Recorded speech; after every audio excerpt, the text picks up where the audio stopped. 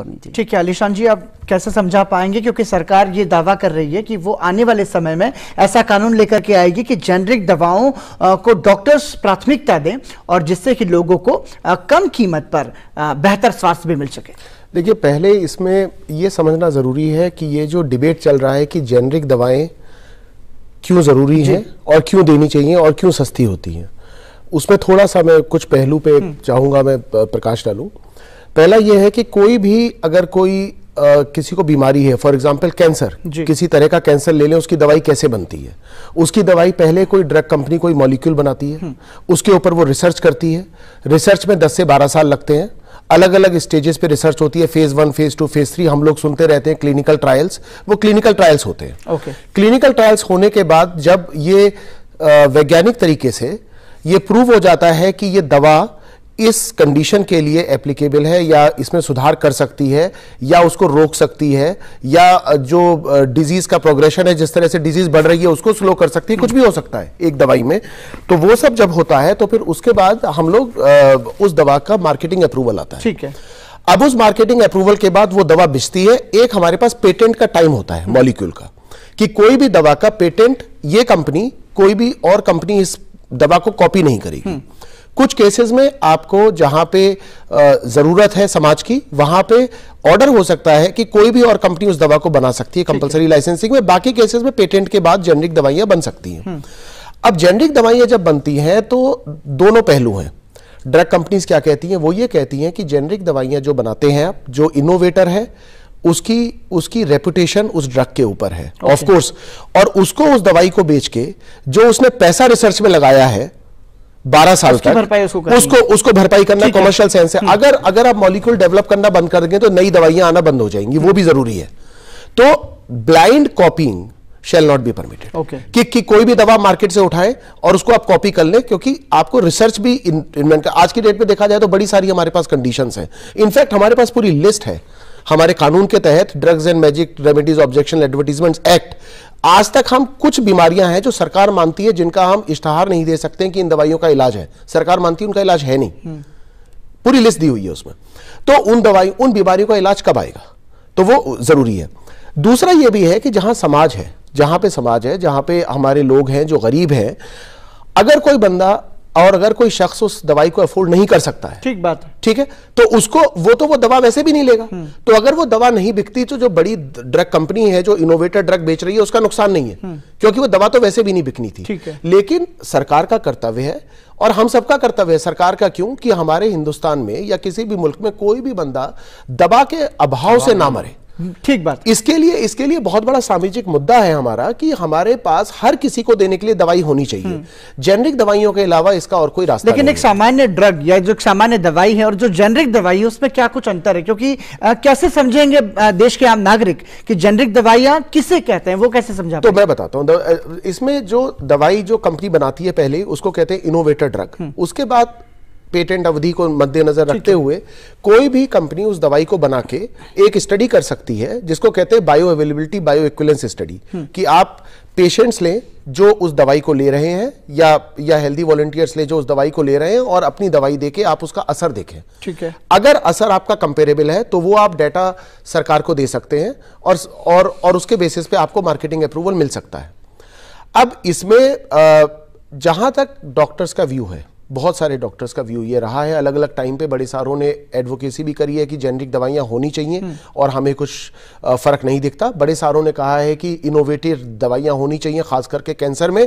हम तो अपने पेशेंट्स को बोलते हैं कि चॉइस उनकी है, ये दवाई भी है, ये भी है, अगर आप अफोर्ड कर सकते हैं तो ये वाली ले लीजिए। और लोग यूजुअली लेते हैं, लोग यूजुअली महंगी दवाइयां लेते हैं। स्टेंट सस्ते भी मौजूद थे तो भी लोग महंगे लेते थे। अब 2 साल पहले मोदी सरकार की पहल में उसके प्राइस रेगुलेट किए गए नेशनल फार्मास्यूटिकल अथॉरिटी में, तो सबका एक फिक्स प्राइस हो गया है। ठीक है।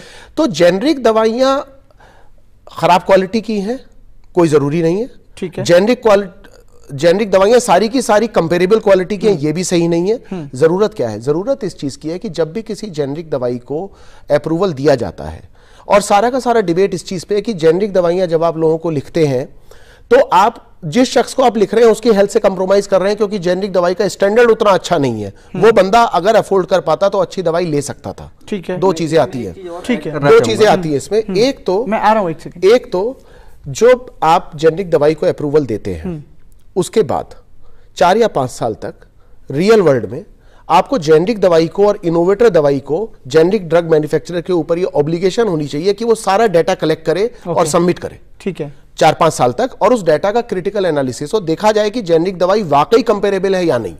क्योंकि लेकिन वो कंपेरेबल तो करेंगे तो आप पीड़ित के ऊपर ही, रोगी के ऊपर ही। जी जी, तो उससे कोई नुकसान तो नहीं होगा उसको? उससे अब देखिए, जहां वो पीड़ित है, पीड़ित ने एक डिसीजन लिया है डॉक्टर के कहने पर। दूसरा पहलू, पहला पहलू यह है कि डाटा दिया जाए। दूसरा पहलू यह है कि जब भी डॉक्टर दवाई लिखे वो बोले, हमारी मेडिकल काउंसिल ने भी रेगुलेशन निकाली है कि कैपिटल लेटर्स में लिखिए आप दवाइयां, साफ साफ लिखिए, और सॉल्ट का नाम लिखिए।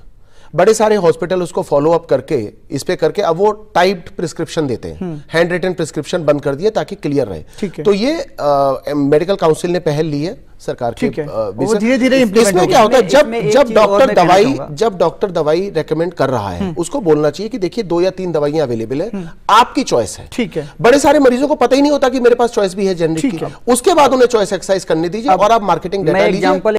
देखिए, अगर कोई भी आदमी जेनरिक दवाई लेता है या कोई भी दवाई लेता है, हिंदुस्तान में इस तरह के केस बहुत कम होते हैं, क्योंकि हमारे दुर्भाग्यपूर्ण तरीके से हम लोग कोर्ट जाना नहीं चाहते, कोर्ट में बहुत टाइम लगते हैं।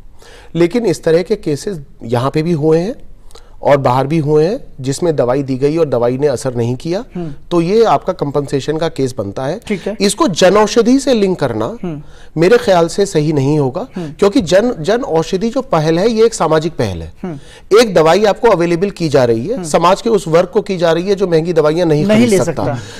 इसका रिलेशन सरकार की लायबिलिटी से नहीं है, ये एक पहल है। ठीक है, जो कानून आप जेनरिक दवाइयां पे लगा रहे हैं वो कानून तो पहले से है और हर दवाई पे लगता है, इनोवेटर ड्रग पे भी। बिल्कुल, अगर कोई इनोवेटर ड्रग भी, महंगी दवाई भी फेल हो जाती है, एक पेशेंट वो कानून है, अगर रिएक्शन करती है तो आप लड़ सकते हैं उसके खिलाफ। दूसरी चीज ये है कि दवाइयां, बहुत सारी दवाइयां जानलेवा मर्जों में दवाई ये एश्योर नहीं करती कि आप बच जाएंगे। दवाई सिर्फ आपको राहत पहुंचा सकती है, राहत पहुंचाने वाली दवाइयां होती है, तो उसमें कोई क्लेम बनता नहीं। ठीक है, क्योंकि भारत वो देश है जहां पर हम कहते हैं 1 अनार और 100 बीमार की स्थिति है। भारत वो देश है जो कि सिर्फ भारत की आबादी का बहुत बड़ा तबका इसीलिए गरीबी रेखा के नीचे चला जाता है क्योंकि स्वास्थ्य सुविधाएं बहुत महंगी होती है, क्योंकि इंसान की जान को बचाने के लिए जो उसके माँ बाप हैं या जो उसके परिवार के लोग हैं वो अपना सब कुछ लुटा देते हैं। उस स्थिति में ये बहुत गंभीर विषय है और इसमें जब हम सस्ता इलाज उपलब्ध कराने की बात कर रहे हैं तो कम से कम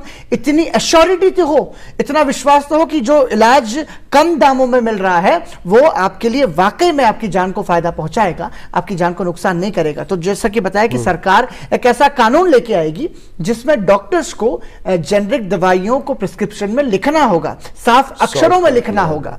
तो वो कैसे संभव हो पाएगा हमारे देश? एक और पहलू इसमें, तो सॉल्ट लिखने का तो एमसीआई ने नोटिफिकेशन निकाल दिया है कि आप सॉल्ट लिखिए, जो दवाई का सॉल्ट है वो लिखिए।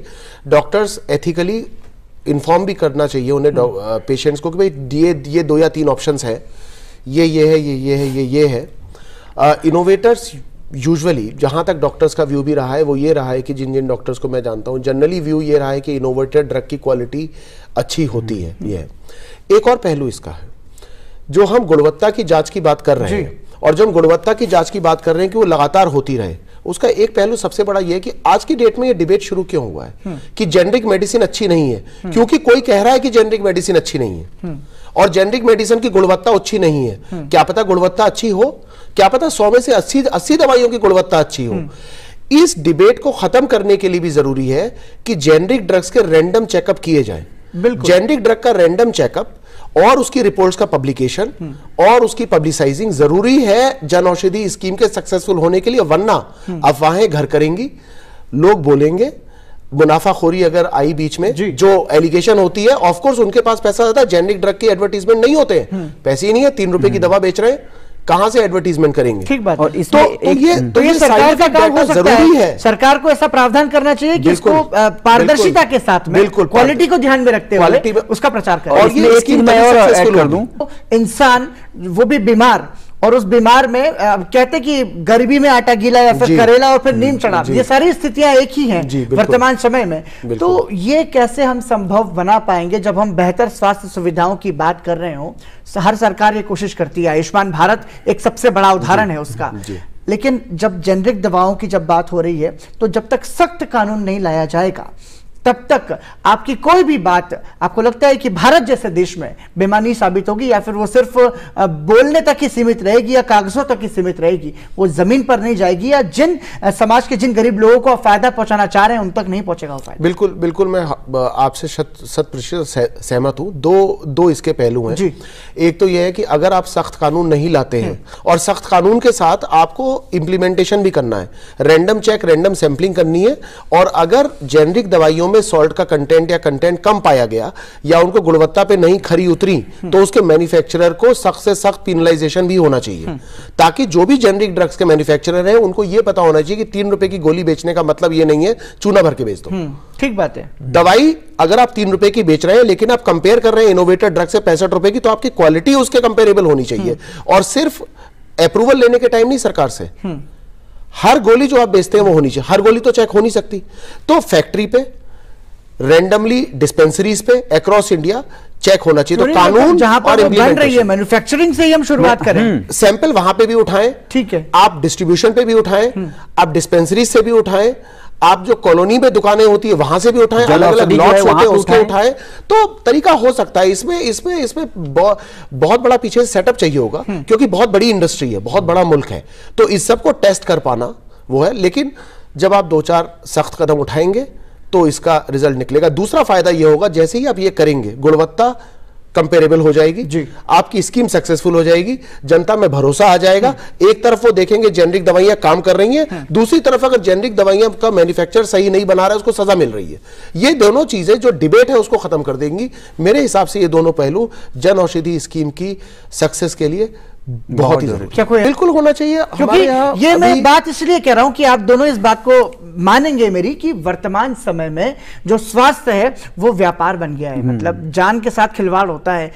कोई मरीज अस्पताल में जाता है तो ऐसा लगता है कि उनके पास में एक अच्छा ग्राहक आया है जिससे जितना ज्यादा पैसा वसूला जा सके उतना वसूल है, क्योंकि जान की तो कोई कीमत ही नहीं है। देखिए, इस तरह के केसेस आए हैं, लेकिन ये भी देखा जाएगा हिंदुस्तान में भी ऐसे चंद केसेस आए हैं, लेकिन इस तरह के केसेस दुनिया में हर जगह आए हैं। और अगर हम देखें तो मेडिसिन की कॉस्ट और ट्रीटमेंट की कॉस्ट हमारे मुल्क में अभी भी, अगर आप डेवलप्ड कंट्रीज देखें तो उनका एक बहुत छोटा हिस्सा है वहां पे, क्योंकि डॉक्टरों की भी वहां पे फीस ज्यादा है, ठीक है, हॉस्पिटल की भी खर्चे ज्यादा हैं। तो अगर आप हार्ट सर्जरी इंडिया में कराते हैं या यूएस में कराते हैं, दोनों की कॉस्ट में बहुत फर्क है।